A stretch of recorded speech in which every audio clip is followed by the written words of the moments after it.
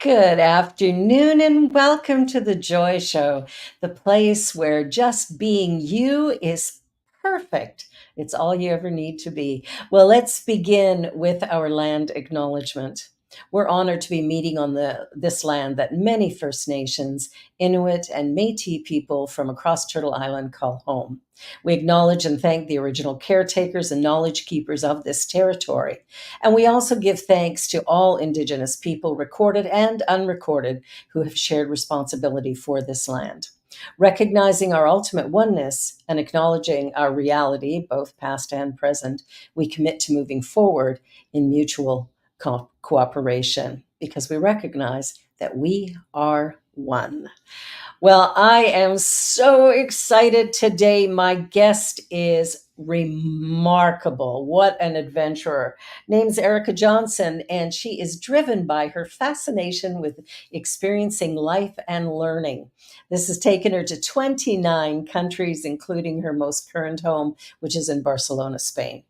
It's also taken her through some different careers, including owner and operator of a restaurant, a registered nurse, an international independent circus performer. And most recently, her drive to return to academia to study clinical psychology. So, Erikka believes that self awareness and our connection to self, others, and our environment is the heart of an exciting and satisfying life. Wow. Erikka, please join me. I'm so excited to talk about all of this. Wow. Now, you've had a diverse career. Thank you. And thank you for having me on. Oh, I'm so glad you're here. It was wonderful when I met you a number of months ago, watching you flying around that in the air like you do. It's like I'm in awe of that. And then when you told me your age, I was doubly in awe because I thought you were like, 20. I feel like telling people my age is one of my favorite things because it's like a protest in itself. But I love that. I love that regardless of what number shows up when we count the years from birth to present, what we know is that age really is how we feel Yeah, mentally, emotionally, spiritually, that sort of thing. I really agree with that. And I mean, I think something that has always been a theme for me in my mind has been this idea of, adulthood is a lot more exciting and there's a lot more available than the concept was kind of not sold to me in that way, right? I remember growing up and thinking, well, there's sort of these check boxes of what you're supposed to do, Yeah, and that none of those things were very interesting to me. And so I just me started either. to sort of do things, and I could see the distress in some other people as I did that. Um, but the truth was that I couldn't really fit within the other narrative, you know? This was sort of all I had. And so that was the thing that I was able to do. Well, good for Um, you. Yeah, Thank you. I've been an independent learner, independent person, pretty much all of my life, and so I understand that quite well, quite well. But most people don't. Yes, that's something I've discovered. Um, and I think too, like as I get closer to 40, I turn 39 in a few weeks. I've noticed that like as I kind of pass more unchecked boxes that are in the template for everybody else or for many other people, I feel the distress sometimes in people talking to me about, oh, aren't you concerned that you don't have children or that you haven't, done this thing or that thing? And I'm like, no, I'm actually fine. I feel great.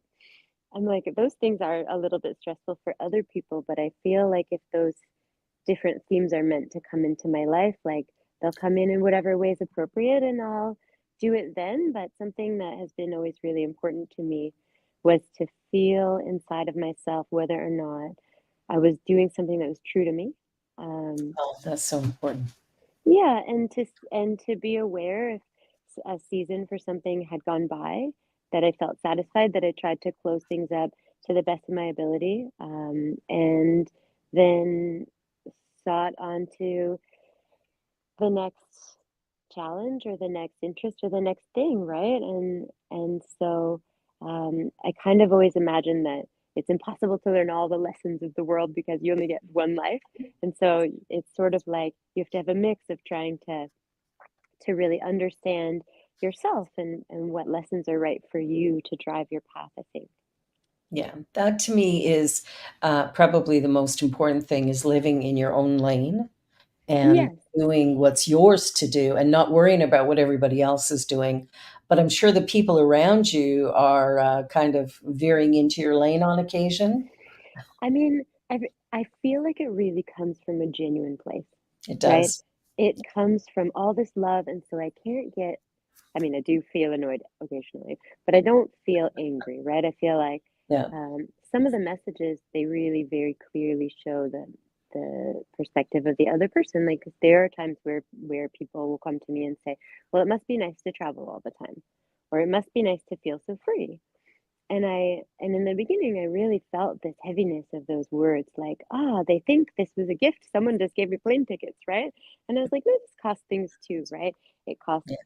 the the safety of always knowing what was going to happen next, right? There is a safety in some of the careers I had earlier on, like nursing, um, that gives you a really clear future.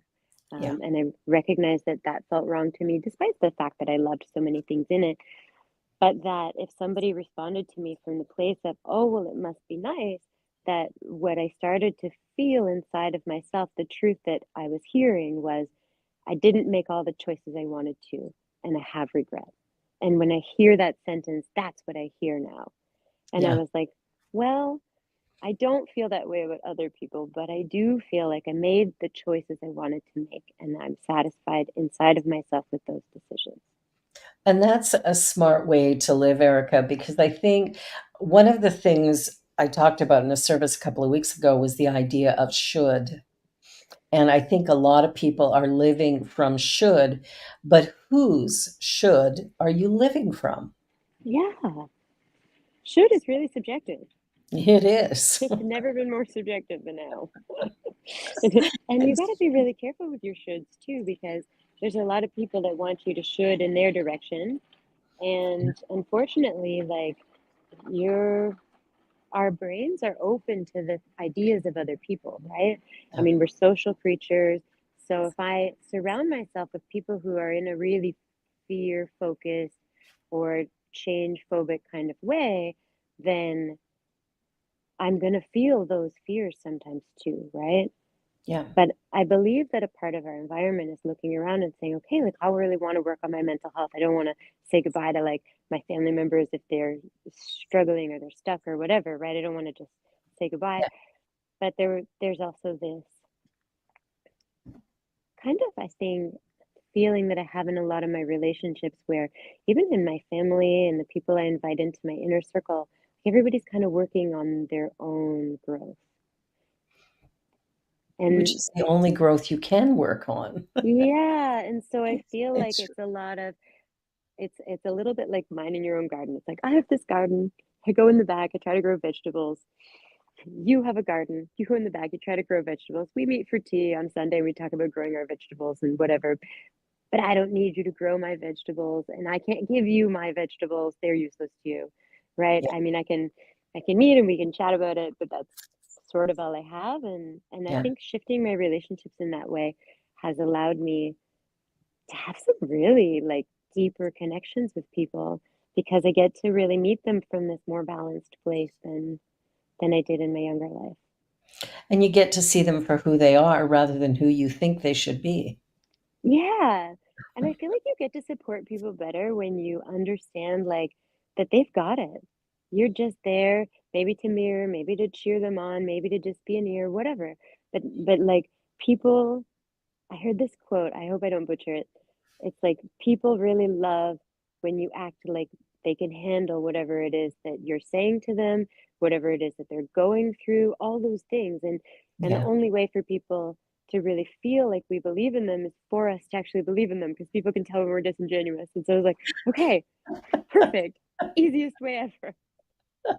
Well, that's the thing. I think we forget that sometimes that people know what we're thinking or have a sense of what we're thinking. even if we don't say it out loud. Like it's like saying to somebody, well, aren't you worried about this? When in fact, they're the ones who are worried about this. And so they're trying to maybe couch it in different terms, but the reality is they're talking about their own experience.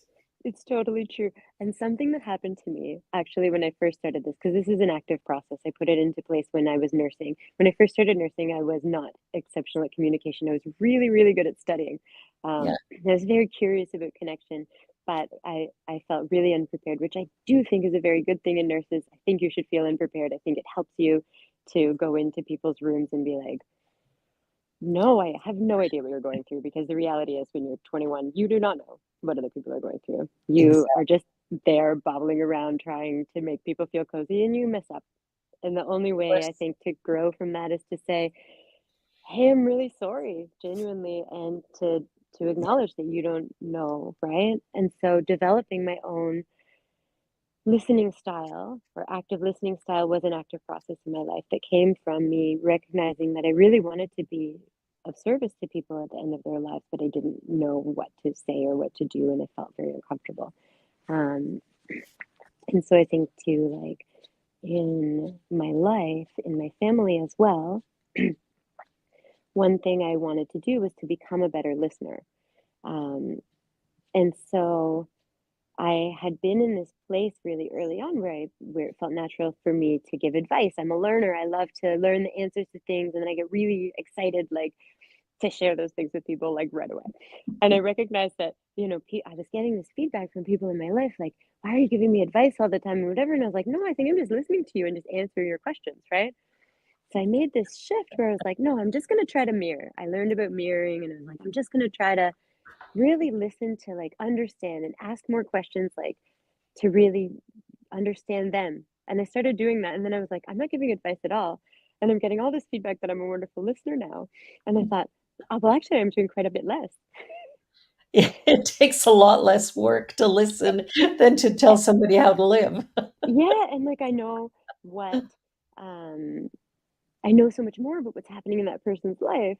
And I was like, oh, this really translated into me feeling like way less stress and having way better connections with people. But later on, when people gave me advice, it really gave me compassion for where that might be coming from. Yeah. And I think most often when people are giving us advice, it's because they do care and they think they have something that we need. Yeah, and they think when we're telling them stuff that it's because we don't know the answers.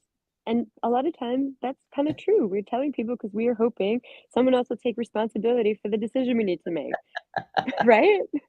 Exactly right. I know, I've And been then we there. resent it when they give us their feedback because we're just wanting to share. Yeah, and we know the truth within ourselves, which is there's work we're avoiding, which is the work of sitting there and being like, yes, I'm a whole human. I'm responsible for this choice. It might be uncomfortable or it might be go in a way that I didn't plan. But the reality is that that's life. Like, it's good that we have challenges. It's good that we have problems because people who don't have problems are not alive. Well, yeah, that's right. They're on the other side of the grass under. Yeah, different story, right? It's a very different story. Well, I love your theory of life. Now, you've had a lot of different careers. When you started this journey of, well, I got to talk about the aerialist thing because I Yeah. watched you do that. And frankly, it was mesmerizing and remarkable. And I'm like, are you kidding me? So tell me, how did you get involved in that type of well, I'm going to call it exercise, but performance is what it is. So Ariel kind of happened to me. I feel like Ariel just sort of absorbed me like an amoeba. And basically what happened was I was in a bit of a heavier time in my life and I was really craving some space from some heavier situations that I was going through at the hospital. And I found this aerial studio and I was like, great, this is so interesting. It's like understanding movement and momentum and expression and all these things. And I wasn't young, like I was in my late 20s when I first started. And I was like Wow. not fit. I was like, whatever. But I mean, I'm curious and I like to learn and I'm kind of somebody who, when I get absorbed in something, I really get excited about it. And so I loved like having the ability to just fly and to just learn this thing. And then as I started doing it, people started saying to me, "Hey, like we really see that you have something in this. Would you be open to sharing that? Would you be open to giving classes, to doing uh, demonstrations, that kind of thing?" And I was like, "I love it. Sure, I'll try stuff, right?" And Yeah. actually, that's what happened. And then the phone, I did a wedding, and then I did a couple street festivals, and then I got linked in with a company that was booking stuff, and I just was having fun, and I just wanted to see how far it could go. And then later, as that was happening, as I started to get some skill and really start to understand the market, I realized that one of the things is I look a bit younger than my expected age, right? And I realized that people thought I was a lot younger when they were booking me. They thought I was in my 20s.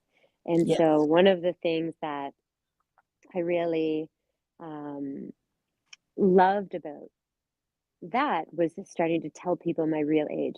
And I didn't tell them because I wanted them to be like, "Ha, I won." I wanted to tell people because I felt like nobody should think that you can't move yourself in whatever way you want at whatever age you want.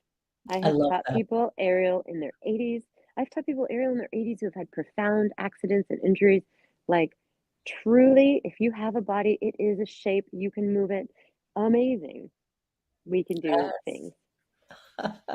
That's a really great message, Erica, because I think, people get, well, okay, I'll just keep myself in the mix here. Just get ourselves a little bit lazy and stop doing as much as we could. And of course, the more we sit, the less able bodied we are. And so here you are again. My producers found some really good images of this. I Oh love my it. gosh. I can't imagine doing that, but if you want to teach me, I'm willing to learn. I really, really could. I really believe that this stuff is for everybody. I mean, it's for everybody who's interested in it, right? I don't think we should, I think we have a pull to whatever it is that we're meant to do next. And I really believe that a part of this for me is that I didn't have a lot of confidence in my body. Mhm. Um, I wasn't in a place in my life where I felt like I could call myself healthy, emotionally, spiritually, physically, like in all those ways. Yeah. Um, and as much as I really loved my job at the hospital, I really, really hit a profound burnout around that time. And so what ended up happening was the two things I was doing kind of naturally shifted in this way that I was super uncomfortable with and had to just, I want to say, like surrender to the process. Um, the hospital was getting more rigid about wanting me to be there more. The aerial business was getting a lot busier, and I was having this ability to meet my financial needs in that way. And I was thinking to myself, the hospital had put me in this position of saying, okay, like, you need to choose. And I really felt that this was the next direction that was right. And without having like a job to go to or whatever, because I'm an independent person, that means people phone me and I accept or decline. I quit the hospital and I moved to this, and it has been amazing because one of the things you saw my street show, which is a show where I really try to make it fun for Yeah. people of all ages, but I do highlight how old I am so that the parents know, like, do what you want, right? I mean, society wants you to feel like this is impossible. They want you to feel like I'm 20 and you can't do it. Well, that's not true. I'm just your regular old nurse and I'm going, and we can do whatever we're called to, I but we love have to be able to hear it, you know? I think that that's such an important message. And one of the reasons why I wanted you on the show is that because of the diversity of things that you've done and the ways that you've managed to just keep going regardless, like forget the calendar, forget the years. I'm just going to do what makes me excited. I recently realized that I work a lot and I don't do anything for joy. And I thought that has to change. And so I thought, what would I? if I could do anything, what would I do? And so the first thing that came to mind was play the piano. I played briefly as a teenager, quit because I was a teenager. And so here I am, 67, and learning how to play piano and Amazing. having so much fun with it. It's like, I'm sitting back going, well, my hands need a little work because they're a bit stiff, but that'll come. And it's, changing that. And it was making that decision that I'm going to do something that I love, that's something that will bring me joy, and that will also challenge me to grow. And it's a great way to break up how many hours I spend on the screen during any Yes. given day. I have this Yeah, feeling like when we are really satisfying this artistic place within us from a place of joy, just to give ourselves joy, just to satisfy the little artist that lives in everyone, that we access this compassion that we can then use to really pour all over our life, right? And our life interacts with the lives of other people. And I really believe that nurturing ourselves, each person artistically, is a compassionate thing we do for the world. I know that's kind of crazy. no, I believe you completely, and I agree. I think everything that we do, I think, is impacting the collective in some way. Yeah. So whether we're, being positive and excited and delighted and living from joy, or we're miserable, cranky, and awful, living from frustration and fear, either way, we're impacting the balance of the whole because I really think all of us are interconnected. Yeah, I do too. And also, I love that you're learning piano. That's so great. I've tried it a couple of times and I've always just it's one of those things that I love listening to piano music, Me too. and, there's some amazing composers. There's a composer out of Quebec right now that I can send you if you want after, Yes, um, please. but who does contemporary piano albums. But, like, wow, I'm so in love with the sound of it that when I play it, it never does justice to the way my ears wanna hear it, and so I'm much better artistically satisfying myself in other ways than just hearing classical music because it's so beautiful. Well, it is, and I've found that most of what I wanna play is, of course, the classical stuff, and as I'm getting back to it, it's just, again, it doesn't sound quite the way I would like it to sound at this point, but, just sitting down and even running through scales and things for an hour, Amazing. just exercising the hands and being able to touch the keys, and when I went to my first lesson, it was like, she wants to tell you where to put your hands, but she looked at me and went, "Oh, you already know how to do this." I So, love that though. so it yeah, it'll be what it'll be, but it's bringing me joy, and that's all it's meant to do, and Yeah. from there, it'll evolve however it Well, does. yeah, and I think there's like this real beauty to saying, I really feel connection, I feel joy, and wherever we feel connection and joy and we nurture that, that's Yeah, where amazing things can go, right? exactly, exactly. Yeah, I think making joy a priority, I think it's one of the reasons why I named this The Joy Show, because when we come to acknowledge that there's only one of us, right? Yep. Just one you.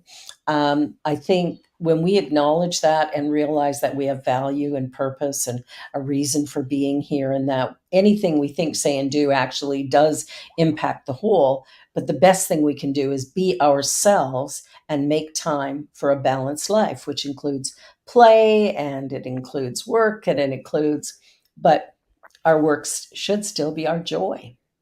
Well, what a gift you give to other people when you have the confidence to say, this gives me joy and that's okay. It's okay for me to do things that give me joy because Yes. not everybody feels we have all this societal ideas given to us, right? We have all this messaging coming in, and Well, it's like so much of that doesn't add value. It's taking withdrawals, right, from the account of yeah, me being okay. And other people do that to us, and we can sometimes respond with, well, defense, right? I should be allowed to do this. I work hard and whatever, right? But there's this other side of it where we can say, "Yes, of course I do that." yeah, "Yes, of course I nurture myself. I my life is my opportunity. I have this one opportunity to interact with everything around me to really understand what it is to be human from, I don't know everybody's perspective. I know this perspective. I am in Exactly. this self. Yeah. And so it's like we, when we nurture ourselves and we're happier, we give permission to other people to do the same, even if it's from a place of, well, it must be nice to do that. You're like, yeah, it is nice to do this. Come, you should do that. You should do it 100%. too. 100%. What are you curious about? Do you want to have that conversation? I'm a really great mirror. I'm working on myself. But you're just like, yeah. And then other people, I feel like that has a bit of a little ripple, right? It's a simple way that we say to other people, no, we wish everybody was happy. Yeah. And the thing is, we all have that opportunity, except we've bought into a system that says, here's what you have to do, and here's the way you have to do it. And Yeah. even in school, guidance counselors will still say, well, here are the jobs that are hiring at the moment. Here's the ones that are paying the most. Well, what has that got to do with anything? You know, I had thought when I was young, I was like, oh, I really want to be an artist. Applied to art school, had actually been accepted, but I went to nursing instead Yeah, because I really thought, um, what am I going to do? My art's not good, and I have to make money. How will I live? Now, it happened that I have this life and I have this personality, and so I went into art anyways, right? But it's not lost on me that um, that many people really feel that very important thing, right? And it puts us against connection because anytime I feel like we take a step away from the pack, which is living authentically, sometimes has that feeling because other people sometimes have very visceral reactions to our choices. yeah, And that can be very difficult. Anytime we challenge our membership, I think, to society or to what society has told us to do, it's threatened with our connection and our belonging to the people around us, right? And I yeah, think that's a really, um, it's a really human thing to fight against, right? And you need the spiritual and the mental power to say, okay, I feel that thing that that society wants me to feel. I recognize what it is, and I know that that's wrong for me. exactly. And I have to make my own choices. Well, we're at Yeah. the halfway point, so this will be a great opportunity to take a commercial break. You're watching The Joy Show here on the New Thought Media Network, and my guest is Erikka Johnson, who has got a very exciting life. I love her theories and philosophies, so stick around. We'll be back in just 2 minutes.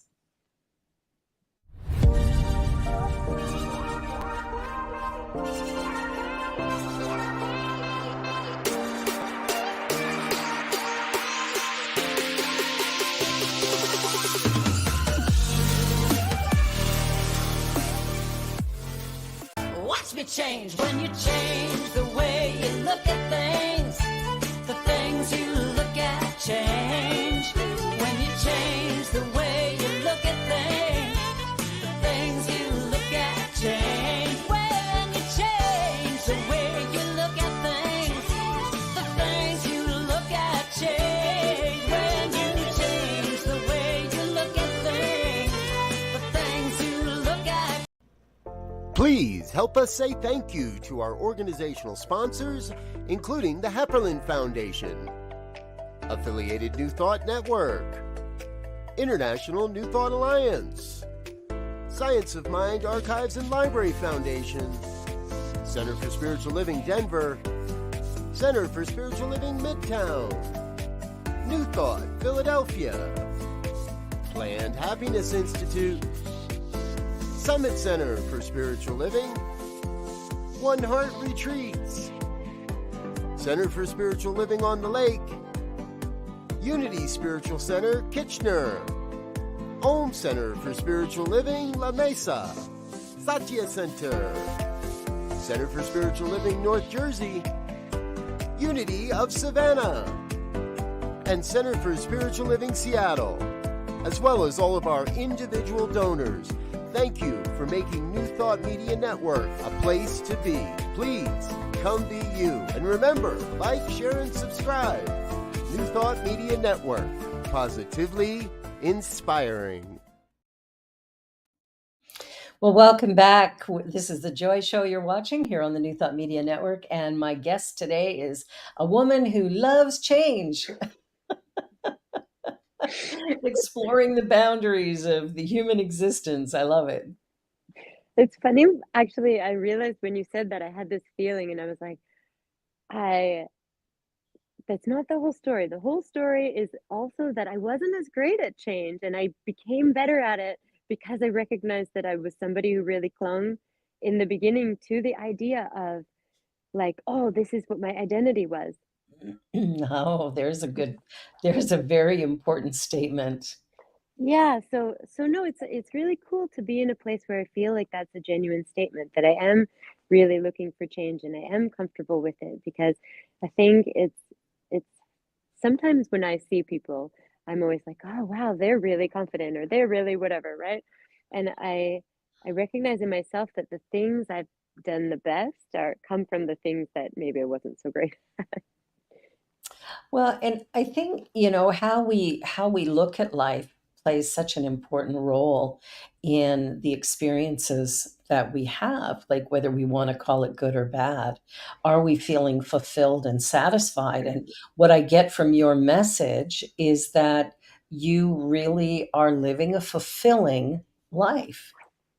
Yeah. I mean, I think I'm always seeking parts of my personality that I'm like, where's the darkness? I think there's darkness in all of us, and I think that self-awareness comes from like actively looking to see, okay, like what are the things that I'd like to be better at? Yeah. Yeah. How can I show up as the best possible me? Yeah, and so in that way, the things that I was not like the kind of least good at, like maybe listening and feeling confident and being good with change and those things are the skills I've honed because those are the challenges or opportunities that I had. And the other stuff I didn't work as hard at because it came naturally. And so I have Yeah. created this life out of all these things I've been bad at. But I think that's a really good message for people as well, is change might not be something you're comfortable with, but it is the No. reality of the world that we live in. And so the Yeah. very best thing you can do is find a way to lessen your discomfort as you begin to sort of acclimate to the idea that change is the constant. Yes, I really feel that. Like as you say, it changes so constant. It's just coming in and we can be stressed about it or we can be like, okay, once I accept that, if I surrender to the idea that, everything is going to be new, I can, like in the beginning, I really sought out change and like simple changes. Like I would drive a different way home from work.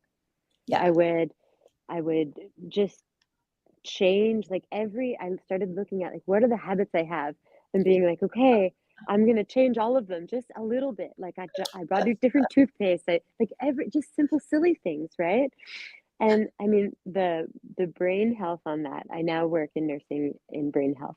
Um, but the brain health and that is the idea that we make all these different neural circuits that strengthen different parts of the brain when we just do things a bit differently because the human brain's really efficient. It's like, oh, this is my regular process.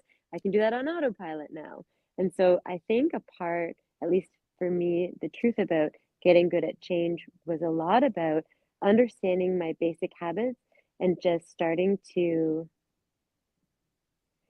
challenge my brain not to go into autopilot ever, challenge myself not to multitask and like do things where I was shutting down presence in order to increase efficiency or do other things. And I feel like once I started doing that, I've noticed a change in the internal feelings I had about bigger changes in my life. And that was something that I was really surprised by.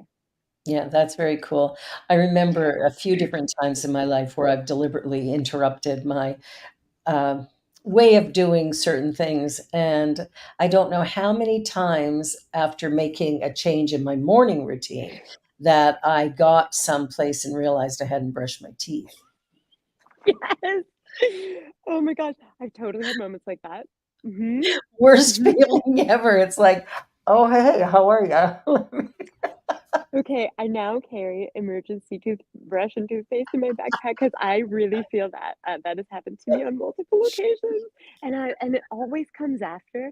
I have this feeling where every time I'm like, yes, I did it, I did the process perfectly. Like I never celebrate like that because every time I do it, I'm like, and I forgot my passport or my whatever, or and so I'm just like, I'm like, okay, like don't upset the like the fates, right? Just like if you made it unscathed, just like accept it and get there. Move on. Yeah, don't celebrate those wins for you because like let the universe celebrate them. It's safer. That's so that's so wonderful. But it is such a powerful thing to interrupt that automatic way we do stuff. I remember years ago driving home from work one day and going, I have no memory of even anything from the time I got in my car until I pulled into the driveway. And I thought, Yes. oh my God, like that's frightening, actually. But Barbara, I really feel like that happens more than in driving because I've experienced that. And Mhm. like that happens in places where we're scared to admit, right? That Yeah. happens in hospitals. That happens in anything where people do the exact same 100% process over and over. The Yeah. brain starts saying, thank you, I got it, I can do it on my own, right? Yeah. And yeah, I really feel like that is, I think the right way to word it in my feelings is like, yeah, it's a little scary.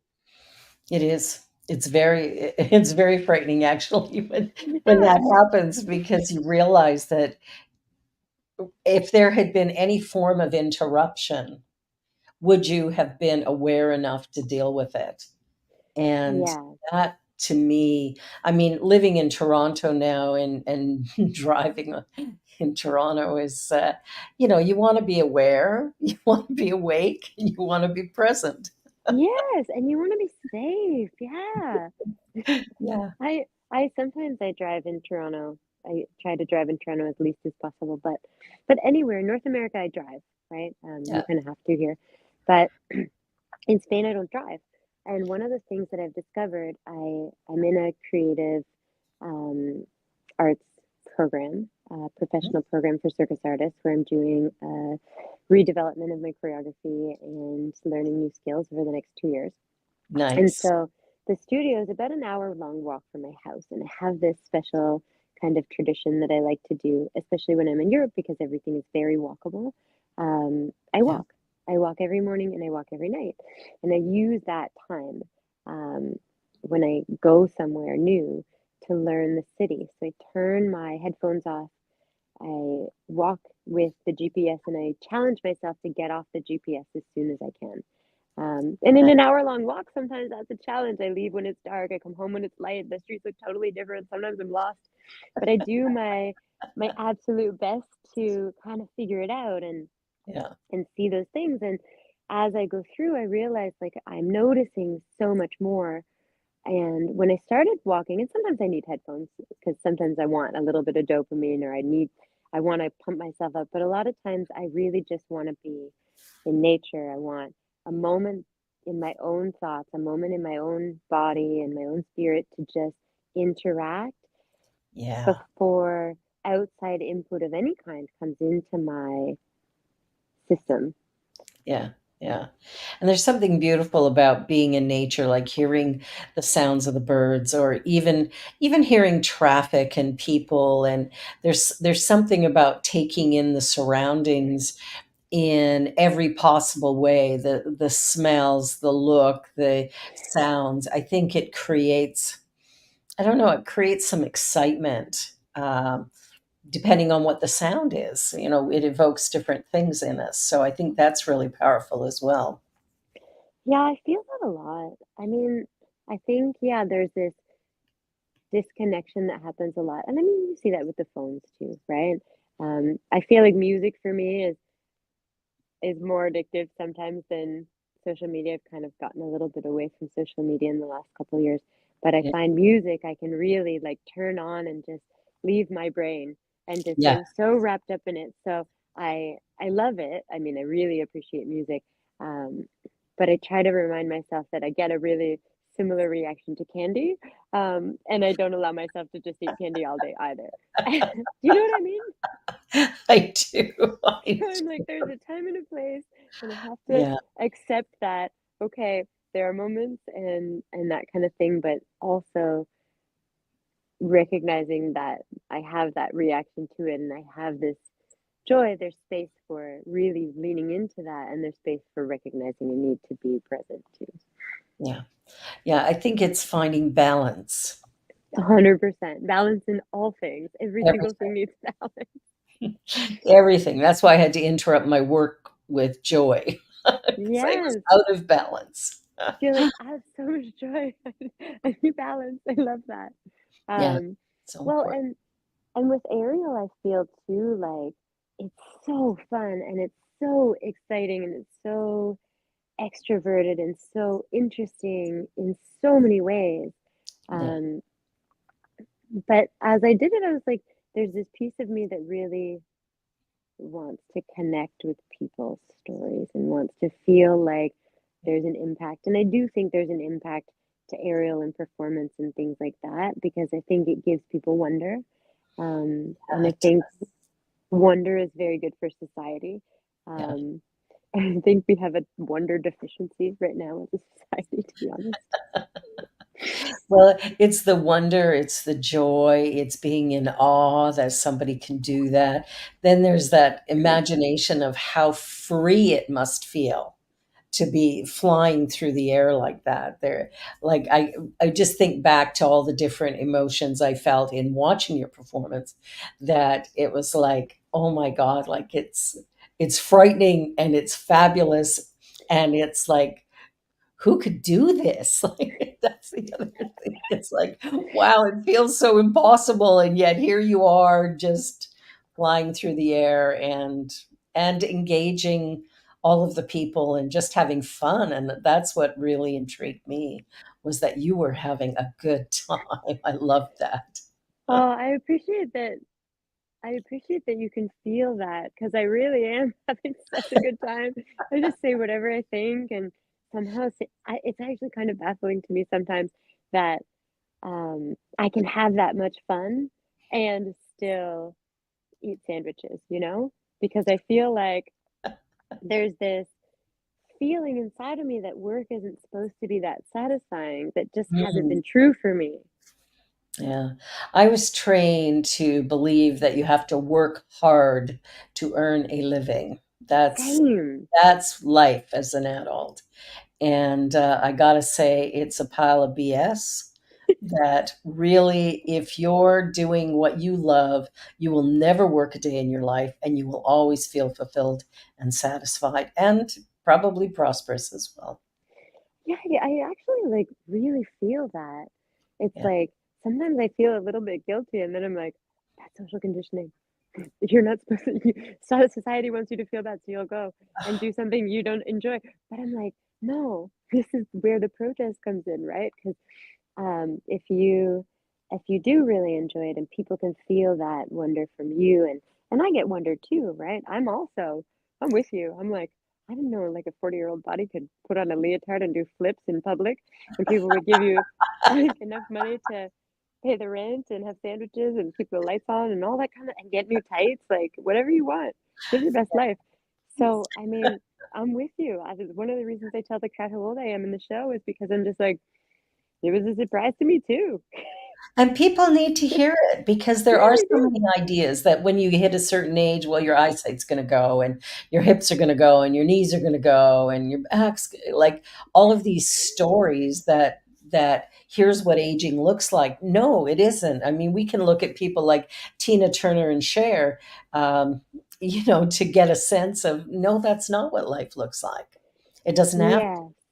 Yeah, life I have this belief or this is what's been true to me so far in the people that I've met as well in the clinics. Um, is that your body is used to doing whatever your body is used to doing, right? Yeah, And so every day we vote with all our actions, with our thoughts, with our words, with the connections we have on what kind of a life we want to make, right? What kind of a thing we want out of our life. And I think that's really important because the body is a bit of a tracker, right? It's like the original tracker. It's like, okay, I do this and I get really efficient at that. And whatever it is, if you're a mover of any kind and you just keep moving, you'll keep moving. Yeah. And That's that's the it. key. Though. Yeah. And I think the body is more efficient than society has set it up necessarily to be, right? And so we have to kind of let the body, maybe some, how do I say this? Like surrender to the wisdom of the body sometimes and just say, the body tells you it's got a little alarm. It's calm, but it'll tell you. You know what? That's such a perfect statement, and one that I've used often in my classes and stuff is your body is talking to you all the time. And are you listening or are you drugging it? Oh my gosh. There is this amazing older video. It's this rabbi who, have you ever heard of him? He's the lobster rabbi. No. Oh, this video is amazing. It's only a minute long. I've used it in a million classes, but I'll give you the calls on it. Um, Basically, it's a conversation that happens about lobsters and how lobsters grow. And he basically talks about how the trigger for a lobster to grow is that it feels its shell is too small and it's meant to get bigger. And so it, finds a rock, looks to make sure it's not going to get eaten by an apex predator, sheds its shell, gets under there, and then, grows a shell that's the appropriate size and ventures back out when it's ready. But Yeah. the concept is that if the lobster in this society felt those sensations, they wouldn't grow. They might, you know, take a substance. They might shop. They might use social media. They might do something that enacts an inner chemical to snooze the alarm instead of saying, the alarm is telling me another thing is possible. Yeah. That the path is in front of me and I'm not taking it or whatever the alarm is saying, right? And I think that, yeah, we have That's to avoid numbness.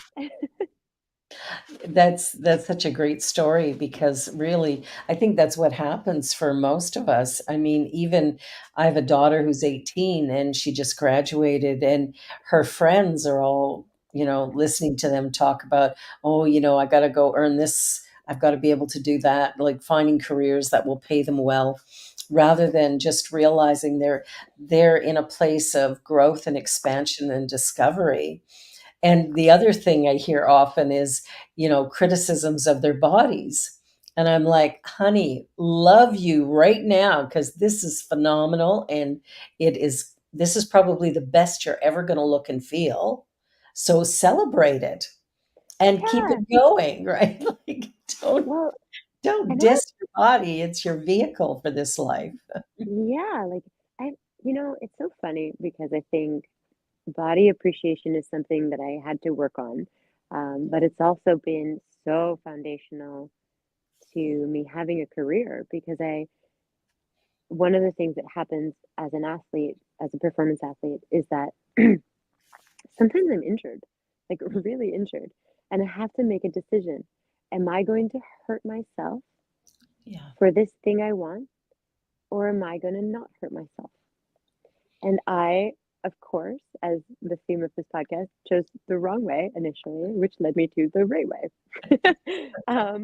So in the beginning, I got profoundly injured in 2017, only 3 years after I'd sort of gotten into performing. And I was so in love with it that I was like, the body, I'll figure it out. Like, I'll just keep doing stuff and whatever. And I ended up actually quite injured for a while. And I've recovered now and I'm able to go back to it. But once I recovered, I really got into this headspace where I was like, I am not going to harm my body to do things I love. Like, my body is accepting this crazy workload that I feel like training for circus arts is. Yeah. Um, and it's doing these amazing things. Like, if I were to treat it like another person in this relationship, right? Yeah. I would be like the body's got a big job and it's doing it. It's doing the job through all kinds of adversity, right? I put it on planes, I put it 40 feet in the air, I make it do flips, I put it in leotards, I do whatever, right? I can't criticize the body. The body's got a lot of jobs. That's how I feel about it. But it's very like, I think I'm really function based. Like I have a lot of empathy for the body because I feel like I would never put this kind of stress onto another person. That's it. I think if we sort of thought of our bodies that way, that's a great way. Like how I treat my body should be how I would treat anything I love in the world. Yeah. Yeah. And with I think sometimes too there's like this appreciation that we lose when we enter into the competitive spirit, and it sounds I think the younger part of life, especially the early 20s, is a really confusing time for a lot of people because there's messages coming from everywhere. And high school, just having come out of high school and all the beautiful things that happen in high school as you're going Oh, through your yeah. hormone changes and, Right into a big storm of shoulds and oh my templates and other stuff. Oh, yeah. What a kid. I'm so happy that's gone for me. Oh, I can't. I'm just loving aging. It was just one more year keep giving me more emotional peace every year. I love it. yeah, it's interesting because getting away from that, it still takes a little while to get to that point where we're not judging ourselves against somebody else. And Yes. I think that is the worst habit we could have, and most of us do it, women anyway, I don't know about men, but, most women that I know at least at some point in time in their life, measured them up compared to somebody else, Oh, and yeah. we can't. Yeah. I mean, I really feel that. I think like there's this idea or this kind of feeling that that way of comparing ourselves like somehow makes us better. But I think it actually just takes away the sweet time we have to enjoy our life. Yeah, it really does, and I think the key really is to enjoy who we are, where we are, as we are, in whatever moment we find ourselves in. One of the great, experiences I had, we had talked, prior to the show about death, and my ex-husband died a couple of years back, and what was interesting to me is um, he developed this cavernoma, and it ruptured, and then he was a paraplegic. And quadriplegic, excuse me. He couldn't, and after 2 days, could no longer breathe on his own and was put on a respirator and stuff. But while he was in hospital, and this is your average city worker guy, just spent his life that way. He had retired. He'd been retired for 1 year, was very healthy, never had a problem. And all of a sudden, here he was completely disabled and in a lot of pain. And he was in the hospital. Every person who came in to visit him, every person who worked with him, every nurse, every doctor, um, when they would come in, he would thank them and he would tell them, I love you. Oh, I thought, wow. And this is a guy who was like not spiritual at all, just, your regular run of the mill kind of guy drinking his beers and doing whatever. Um, but it was incredible to watch him. And then even when he made the decision to unplug life support, yeah. because he knew he wasn't coming back from this, and he wasn't putting that on his family or anything to look after him in this condition. He had made that decision. He called me up and, asked me to do his funeral. And of course, I said, of course I would do it. But it was interesting just to watch his interactions with the staff and everybody, how loving he was, how joyful he was at a time in life when most of us would be maybe angry or frustrated. I don't know. It was just interesting to watch his level of surrender and his joy with his family and everybody as he came down to those last hours. Well, first of all, that's a really challenging and painful thing. Um, wow, I'm so sorry you went through that. Um, Yeah. I think I think that you touched on something that I've seen on a couple of occasions, which is this profound spiritual opening. I think that happens Yes. sometimes at the end of life that I have seen so often. And actually, wow, I'm kind of getting chills as I'm thinking about this, because I really think that it's actually moments like that that brought me to be in this life like this. I was in the cancer clinic. I was watching people have these lights, and I felt this feeling like everybody should know that they can be this alive in their life, right? Exactly. And I felt like so weird, because I was like this like 25-year-old kid who knew this, but was just like in this world that was very confusing. And it was like, oh, like, I think the answer is that you should just live like that.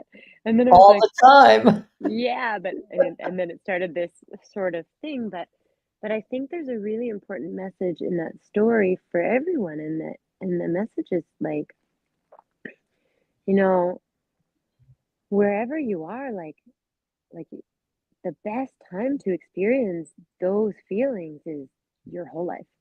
Yeah, exactly. With when you can cherish the people you love that are, like, healthy and well near you. Don't wait. Don't wait to enjoy your life.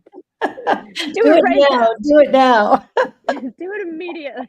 Quit your I love job. that.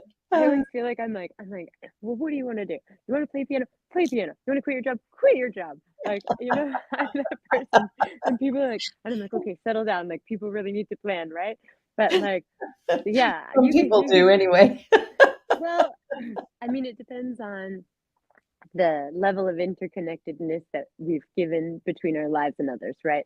Yeah, How much planning we need in order to make sure our stuff happen. But I really believe we can always shift.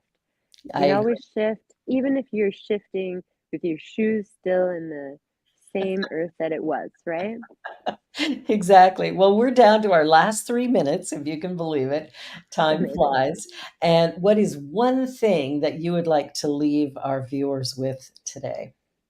um, I think just the simplicity of maybe listen to yourself a bit more. And, listening to yourself might feel weird, but if you can start with like a minute a day of just not being in your phone, not listening to music, just being in nature and thinking your thoughts, I think learning to hear yourself is the thing. I love it. I love it. And I agree completely. And I'm really excited that you're going to do Spirit Cafe with us. And we're going to talk about death and grieving and all those wonderful topics that My most people don't favorite. want to talk about. I appreciate that. We're going to have so much fun. I agree. I agree. Well, thank you so much, Erica. I'm so thrilled to get to know you better. I loved watching you perform. That was absolutely spectacular. And I just know that you have a great life going, and all that you do makes a difference for all of us. So thank you Thank for you. being you. I appreciate you. Thank you so much for having me, and have a wonderful day. You too. Well, thank you everybody for watching The Joy Show today on the New Thought Media Network. And be sure to like, share, and subscribe. And we'll be back again next week with more joyful stories of living authentically. Thank you, everyone, and have a great week. Bye for now. Bye. On behalf of everyone at New Thought Media Network, thank you for being a member of our virtual family. Your financial contributions help share the New Thought message with people from around the world. Please visit and contribute at www.ntmedia.org/donate. New Thought Media Network. Come be you. And please like, share, and subscribe. Until next time, peace and blessings.